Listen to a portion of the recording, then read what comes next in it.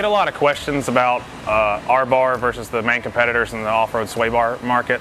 And what we want to clear up is that we believe that ours is a much more durable product.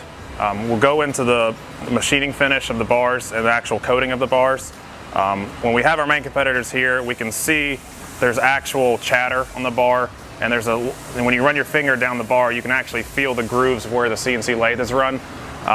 Any type of grooving or divot that you're going to see in a bar that's this highly stressed is going to be future cracks possible. So after CNC, we polish the bar to get rid of any type of machine marks. We heat treat the bar, then we go through our shop peening process. Shop peening is basically a imperfection remover, helps clean the bar. The third thing we do after shop peen is we powder coat the bar. This is a very thick powder coat. It flexes with the material and it keeps the bar from rusting at all. One of the other aspects that we wanted to distinguish our product from competitors is our arms. So with our arms, we've gone with a much thicker material.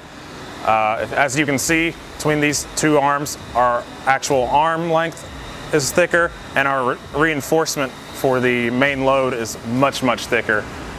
This helps reduce the stress in the overall arm, and it also helps a lot with the bending forces associated with the 3-link suspension, where your suspension is going to sway side to side and bend your arm and end up having the rod end hit the frame, hit a brake line, really things that you don't want to happen. It's the little things like fit and finish and engineered durability that differentiate PAC Racing Springs from the competition today.